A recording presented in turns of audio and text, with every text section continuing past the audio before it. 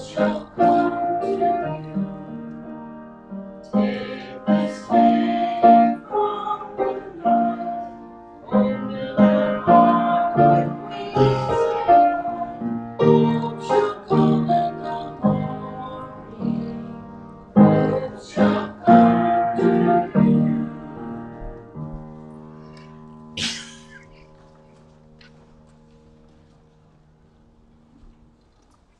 How many of you read Our Inquiring Minds this week? Well, I would like to tell you this morning that I thought this Inquiring Minds, which Vivian Clark wrote in 2012, was so profound that I printed it twice, so you could read it twice. Actually, I don't know why I printed out twice. Just maybe some old guy in the computer got shaky when he was pushing the paste button. And Vivian, who wrote this, she was much younger then. She was a mere 86 when she shared this bit of wisdom. I'm going to share it again for those of you who didn't, and even for those of you who did read this.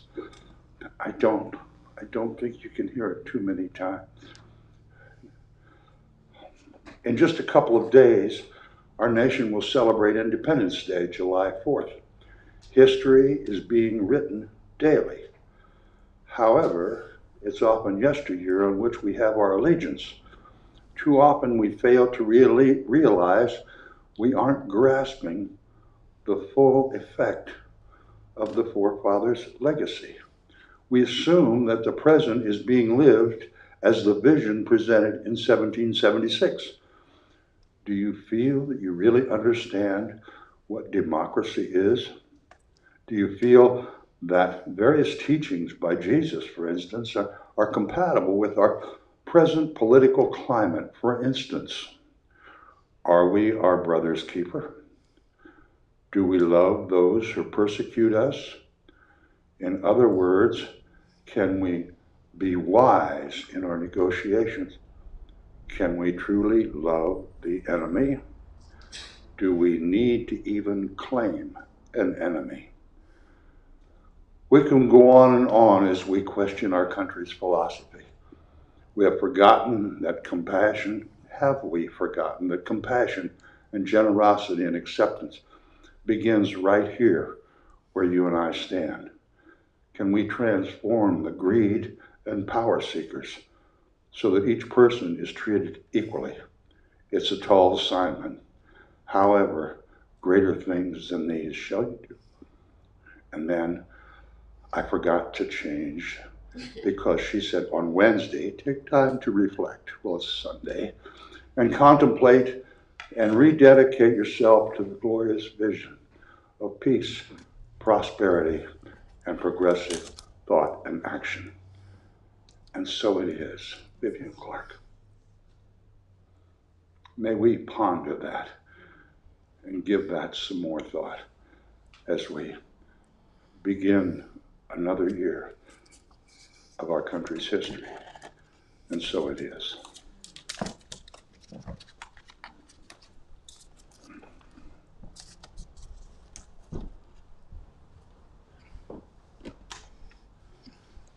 Good morning, all you lovely people.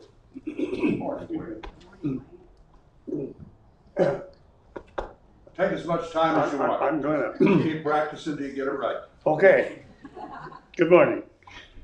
Many of you here know that I am an avid golfer, as are many Americans, but we're not nearly as avid as the Japanese. They are avid golfers and avid golf fans, and consequently, they were overjoyed when one of their native sons, Hideki Matsuyama, won the most prestigious golf tournament in America, the Masters, in Augusta, Georgia, this last spring. As Matsuyama was being shepherded off the 18th green after having won he was going over to what they call the butler cabin to receive his green jacket, which is a symbol of a master. And every year when they all come back for the next Masters tournament, they get to wear their green jacket at a special dinner for Masters winners. Truly, the Masters master. Well, when they were shepherding him off the 18th green to go over to the butler cabin to do this, a videographer happened to be still photographing the 18th green, and he saw the caddy for Matsuyama. His name was Shota Hayafuji, and he was replacing the flagstick after he had removed the flag itself from the 18th flagstick, because either he or the golfer gets to keep it as a memento. And then he did something unexpected. He put the flagstick back in the hole, took off his cap, and he bowed. It was his way of saying to the golf course, "Thank you very much." He explained this later. His heart was full of gratitude, and it was natural for him to bow. Well, when that screenshot hit the media, the local American media, and it was captured in Golf Digest or some sort of national magazine, American golfers and fans went wild. They were so impressed. They were shocked, impressed, and they thought it was really wonderful. It was an exceptional thing that happened everywhere across America, but not in Japan.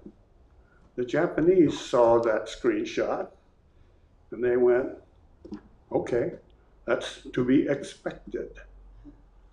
It turns out that in the Japanese culture, God or spirit exists in every circumstance and in everything. In the mountains, the forests, the ocean, the houses, the playing fields. And so it's part of Japanese culture to say thank you. And they do this by bowing.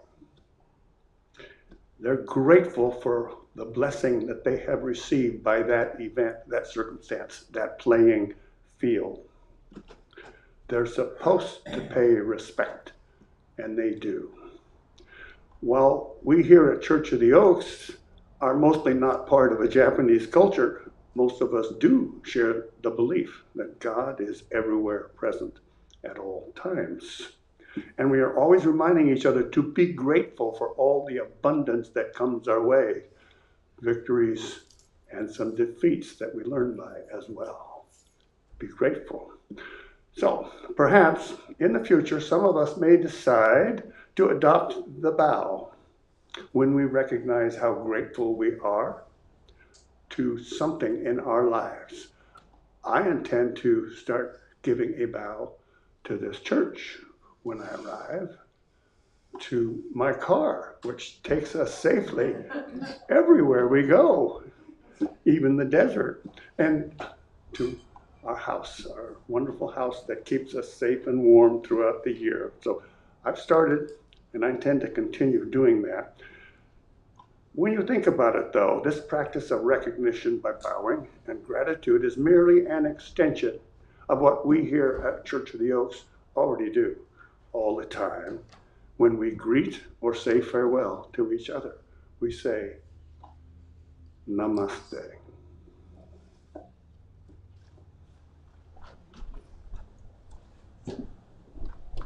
Wayne, thank you very much. And I bow to you and all that you share with Church of the Oaks and our community. Well, good morning. We sang Joy Shall Come in the Morning. And I have so much joy, I'm just about to wet myself.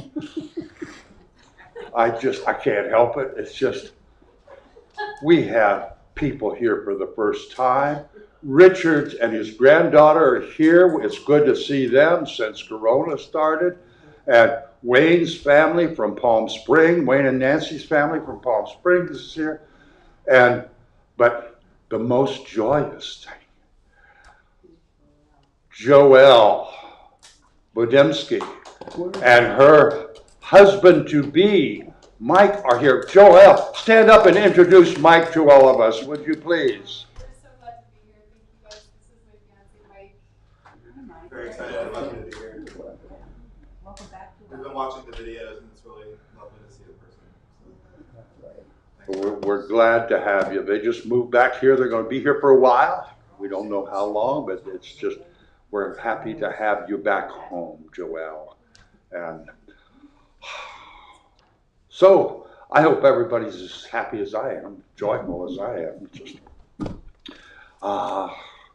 and for you people that haven't been here before, if you get really joyful, the restrooms are over in the next building. The men's room is up in that corner. The ladies' room is all the way back in that corner, just so you know. All right, let's talk a little bit about Wednesday evening. It's going to be right here in this room every Wednesday. Is that correct? All right, 7 p.m. right here, discussion group, open to everyone. Thursday morning, I think it's going to be this Thursday, the 10th, is that right? Fourth? Is that the date? Huh? I don't know the date, but it's Okay. this Thursday Okay, this Thursday. at 10 o'clock. That'd be the 8th, actually. At 10 o'clock in the morning in the hall. Yeah. All right. Are there other things we should talk? Oh, I have been honored to be asked by Sonoma County Council on Aging to be, I call it a brainstorming group, to bring about a greater age-friendly community. And we've had a couple of brainstorming sessions. And one thing that I came up with, since I got my new computer and had to have people come help me turn it on and load Office on it, and took 2 whole days, and I lost, never mind. Anyway, but I came up with the idea, the Council on Aging has a couple of college student teams that want to participate in serving the senior community. And I said, good, we could call them Geeks for Geezers, because we need help. Even getting a new TV, we don't know how to hook it up and all that stuff. And they could charge a little bit, like Meals on Wheels charges a little bit to cover the cost.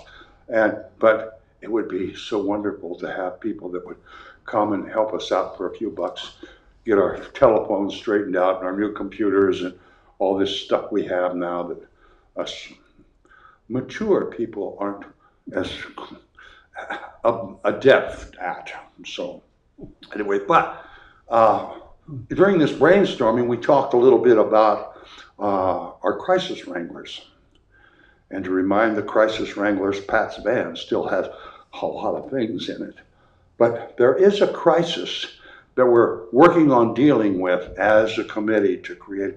But there's a crisis right now that maybe the crisis wranglers would like to put into their database, their network of Facebook people. There are very soon between 25 and 50 seniors in Sonoma County who will be without housing, homeless. We're not talking about a care facility or something. For one reason or another, their present living dwelling will be unavailable in the next 30 days. So, and it's really difficult to find places. So if anybody has a granny flat or an extra room or knows somebody, put the word out, get in touch with the Council on Aging, or you can call me, I'll put you in touch with the right people. But that's really a crisis right now. So the crisis wranglers may kick it out in their email thing or their Facebook thing. Any other announcements? Next Wayne. Sunday morning, 9 a.m., the board meeting is going to be in the hall. It's over by 10 a.m. Okay, thank you. Anything else? All right, Bonnie. I have a son-in-law in Florida who is, well, he's on a ventilator and he's had a stroke, a bad one. And I'd just like to have people Our thoughts and prayers and energies will go out to him. All right. Well, thank you for sharing that with us, Bonnie.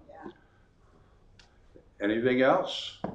Well, then, let's stand up and sing In This Very Room. Number 22, I think, in the songbook.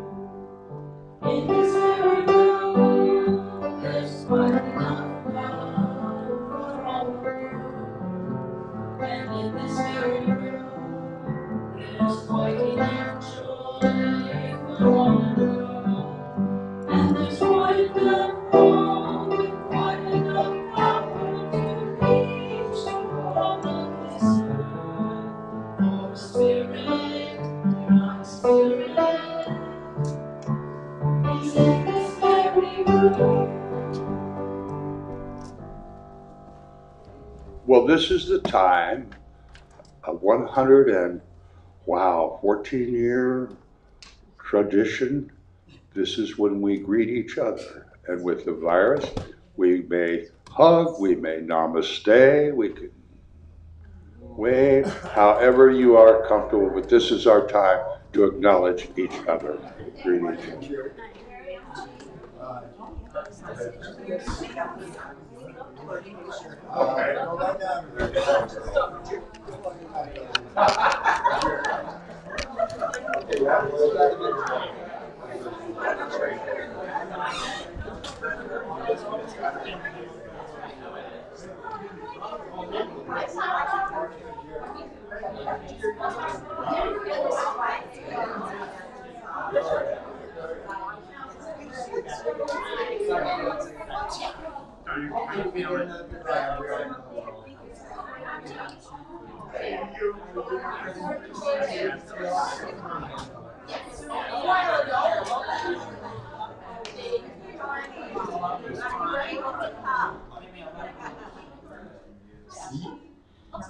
Good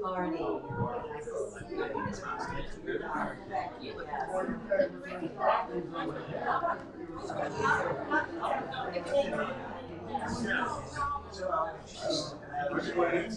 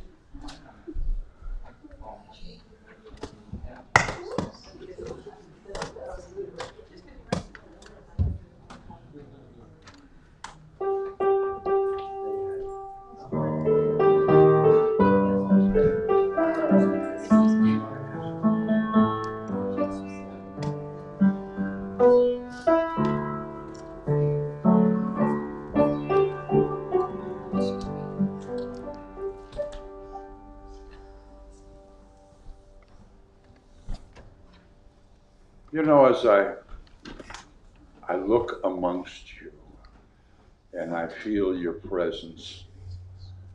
And it's so good to see people that we haven't seen in a while, like Richard and his granddaughter and Joelle. And it just, when you stop and think, these relationships that we have with each other, this thing we call our little spiritual community, our church family, it is such an abundance. It has such value and meaning, and it represents so much in our innermost part of our lives. And that's our abundance. And we just can't go out and buy some or get some. It's something that we work together to create. And that this is a Wayne Dyer quote, our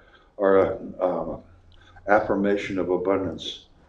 Let's read it together, please. Abundance is not something we acquire.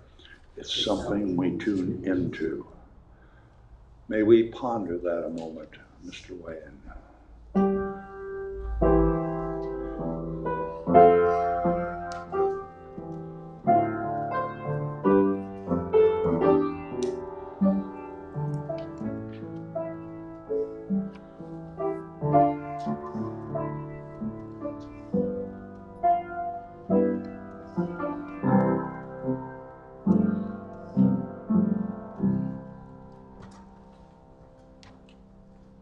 Thank you.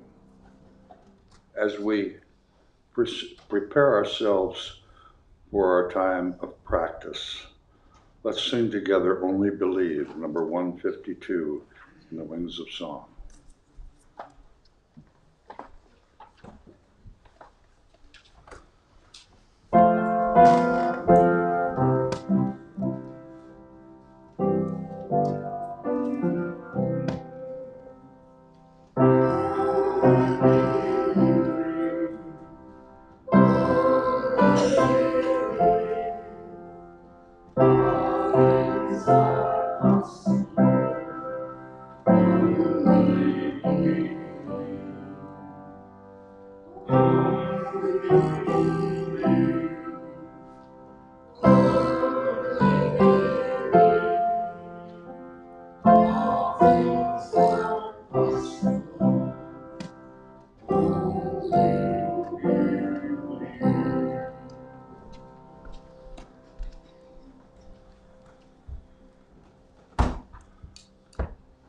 Well, Natalie and Denise both have plans today, so my dear friends, you are stuck with me. We're going to do a little different practice today. Wayne is going to play some music that each of you will recognize. And it's a medley of patriotic songs. And each song, the music in itself, will touch each of us in a different fashion. And as we think about how these songs that we've known our entire lives, as we think about how they make us feel, may we stop and consider and think about today. Today we begin creating the future of this country. And these wonderful songs that we have sung forever, their lyrics are an ideal. I don't believe that those lyrics are our truth in our present condition. They can be. So today, as we sit and allow this music to make us feel, may we think about what can we do, each of us individually, to make the ideals that we've been singing about and loving and cherishing become reality as we create the future of our country. Wayne.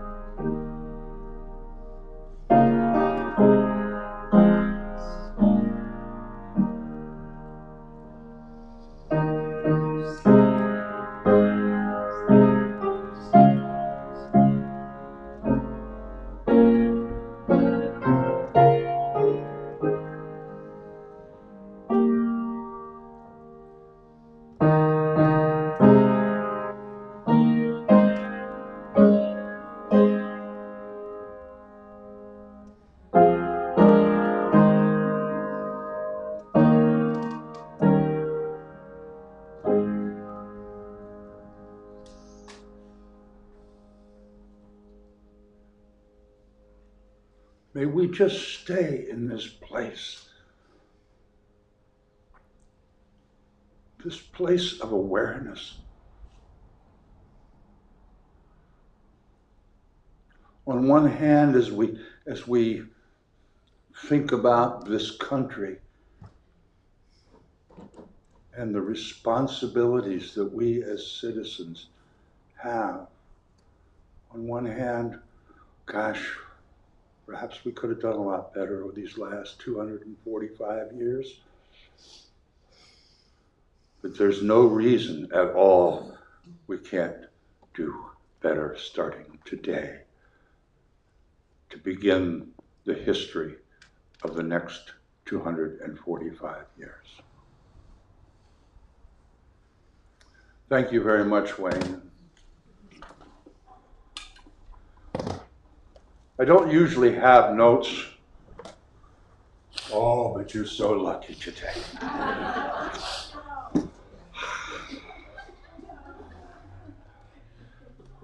Ward and Susan have a customer, and I've talked about this gentleman before. His name's Johan Anderson, and I've showed you this book before that he has produced.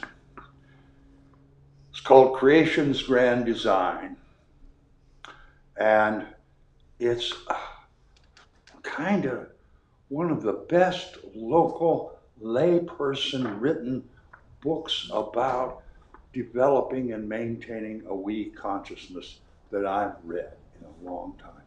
And Ward prints these, and he has the website for this book and also music books, and I'll talk about this in a moment.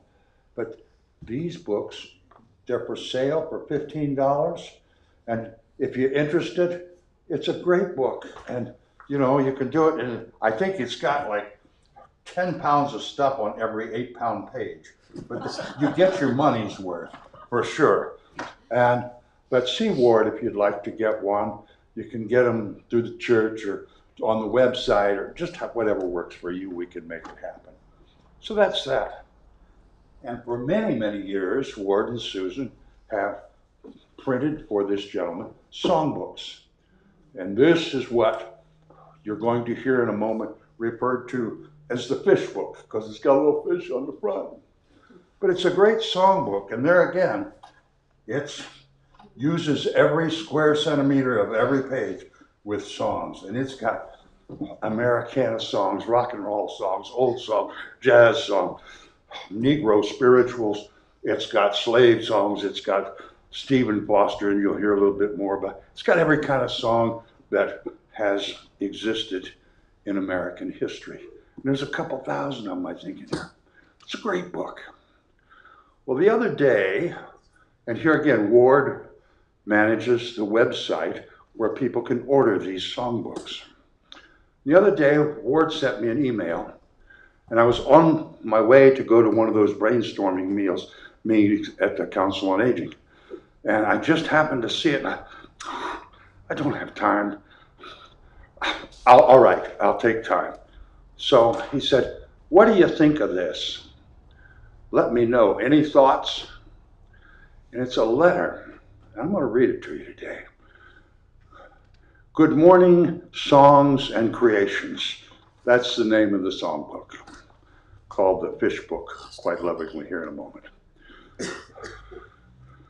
have cataract surgery a week from Monday, so this will get fixed. I'm one of those old people out here in Christian land that has been singing from this fish book since the 70s. I have moved to a progressive Christianity theology, which brings me much joy and knowledge of God. My question, has the content of your book been reviewed and updated to take into account anti-racism, anti-homophobia, and also heteronormativity? I didn't know there was such a thing, but now I do. I would like to purchase a new fish book for my wife and me, and for friends to use in group singing. But I'm only interested if the songs have been reviewed for their implicit biases. This is a matter of equity and justice. I hope you understand. Music is so very important to human interaction, and it is so easily used as a tool to spread racism. I offer Stephen Foster's songs as examples, Camptown Races and Old Kentucky Home. They come to mind. I want to use music to heal, not to harm. Thank you for any information you might have. Now remember, I was in a hurry to get to the meeting, but I read this, and it was like somebody stabbed me in the neck with a fork. So I just sat down and hit reply, and I wrote this real fast. Oh, to those who squawk in judgment of songs and writings, of material that seems offensive to the squawker. Is not the squawking resonating from the same spring of judgment and prejudice? Squawk on, fellow creature. It's your right in this country, just as it is my right to accept your presence and ignore your squawking. And I hit send. I don't know what Ward did with it, if he passed it on to this lady, Sarah Presley, or not. Not my business. I just did what Ward asked me to do. But as I thought about it, I thought, that's my talk. You know, religion for so long has been based on loving one another, being in harmony with each other and all life. But it manifests itself in this judgment and prejudice.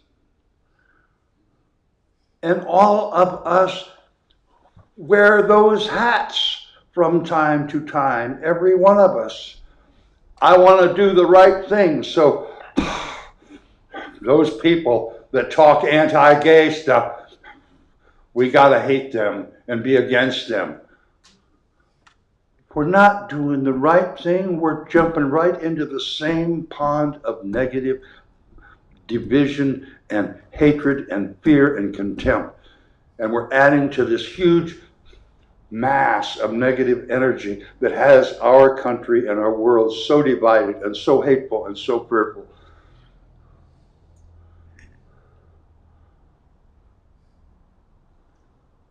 We hear a lot, we're fighting the good fight. Well, people are working diligently for what they believe in. But the minute it becomes a fight, it becomes confrontation and it becomes negative. Create something better than we have. Work for an improvement in a specific area within our society or within our education or whatever. But the minute we judge somebody and label somebody, that is prejudice. And that adds to the negative energy that is the consciousness of our country.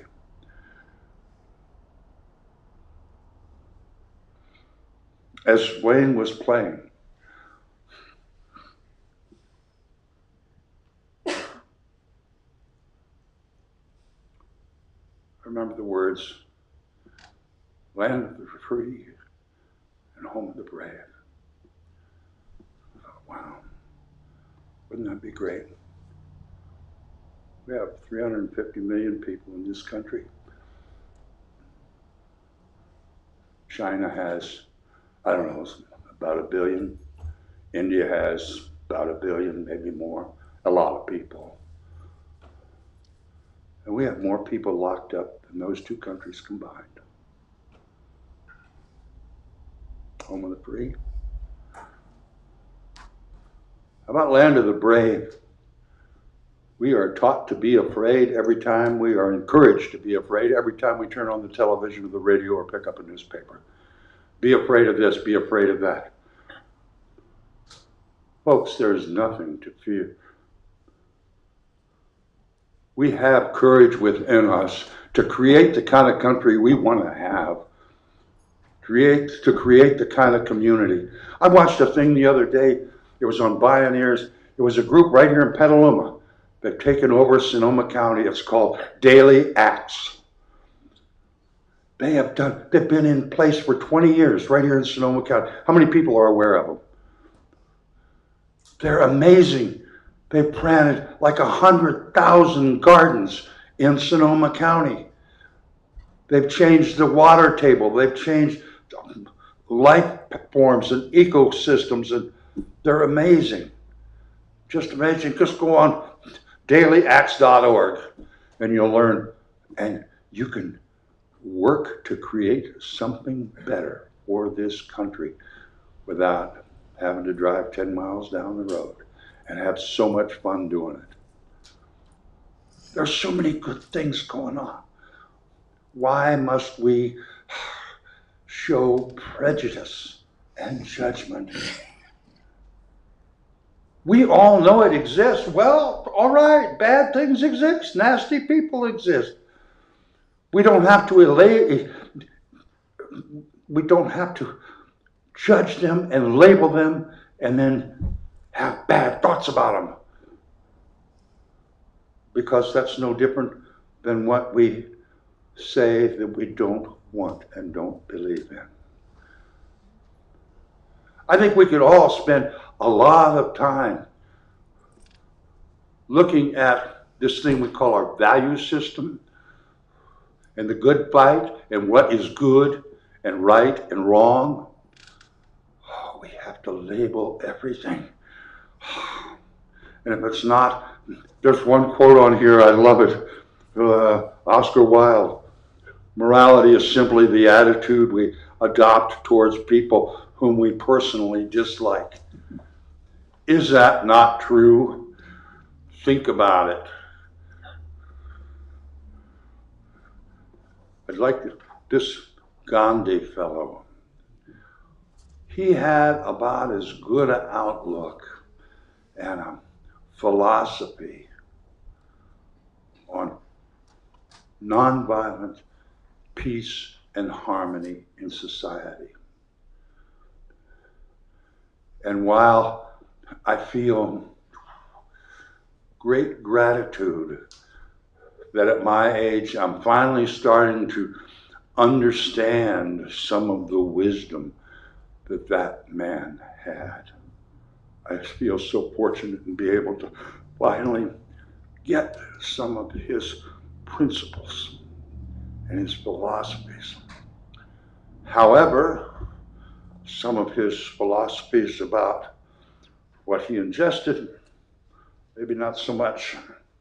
I hear stories that he thought that cow urine was healthy to drink as well as his own, and that just never, I don't think I'll wrap my head around that.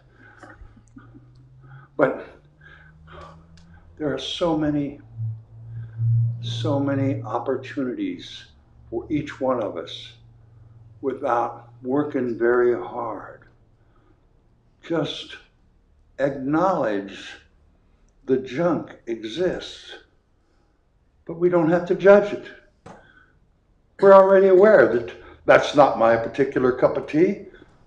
That's not how I see this country, my community going forward. I'm not going to hate the dude. I'm not going to be angry. I'm not going to throw rocks at him. I'm not going to go shake signs in his face. Just create what you think might provide a more loving, peaceful, harmonious community. Don't have to fight anybody. You know, there's, what's the word? Fascism. Seems like it's really growing throughout the world. Well, it's always been around. There's a funny thing about the fascist philosophies. They require confrontational conflict to survive. bullying. Bullying requires that somebody be the bully and somebody be the recipient. Or you just turn your back and ignore it. Yeah, they'll make a little noise and they'll cause a little damage. They'll create a little violence. But for these violent philosophies to persist and keep on going, they require confrontational activity. They require you to want to fight, want the conflict. You don't have to. This country, well, we're the good folks. These are all the right reasons. We want to have equal rights for everybody, for people of color, people of every kind of sexual orientation, and because people are always changing, they make up new words every day, create new ones. That's fine. But you don't have to dislike, hate, or throw rocks at the people who don't feel the same as you do. Carry your own flag. Create your own future. And if you've created a future for tomorrow and the next day that are made up of love and acceptance and compassion and respect,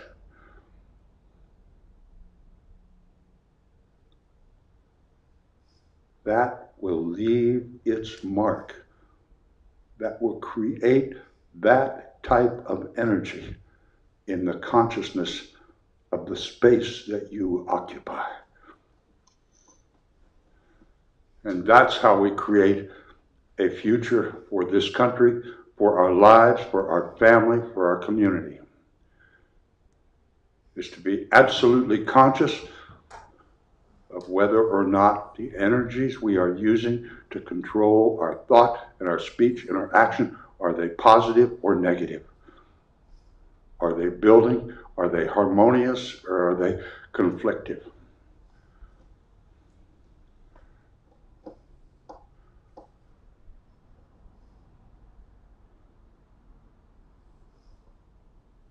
I love this country. I feel it's an honor to be a citizen.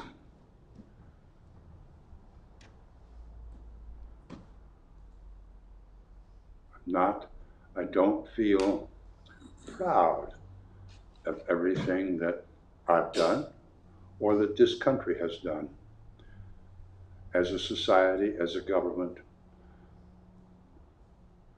But I do have hope and I do have faith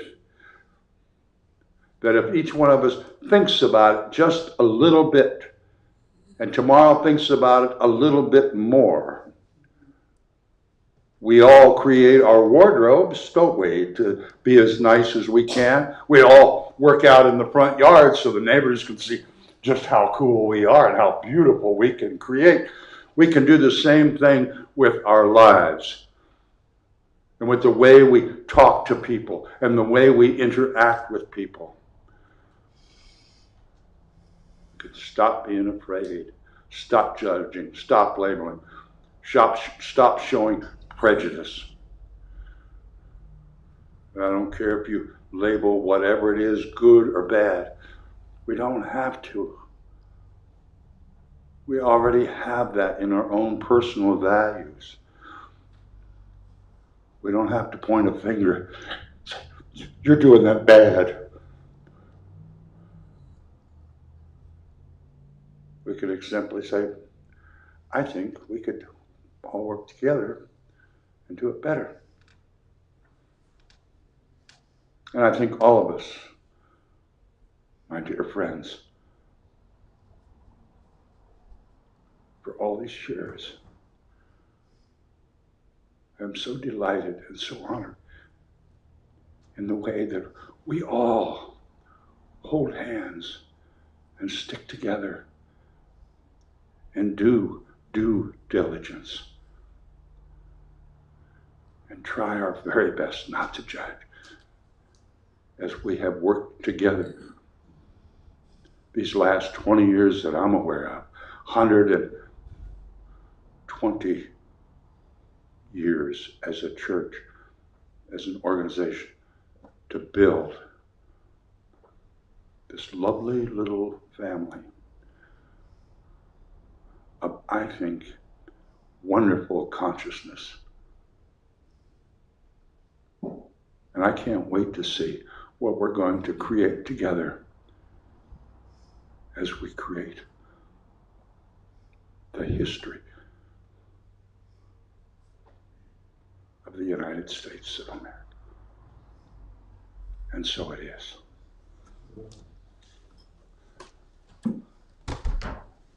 Let's stand and sing a song written by a true troubadour, Woody Guthrie. This land is your land, this land is mine. A speaker of truth and a wonderful part of the history of this great land, America.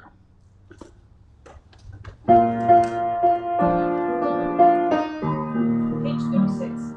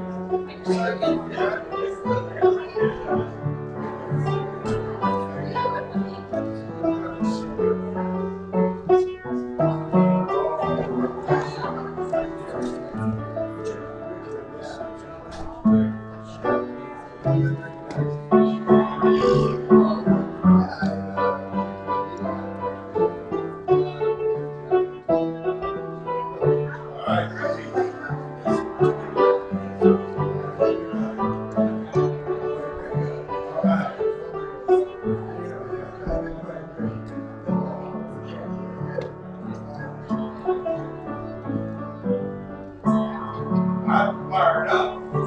Standing after the message.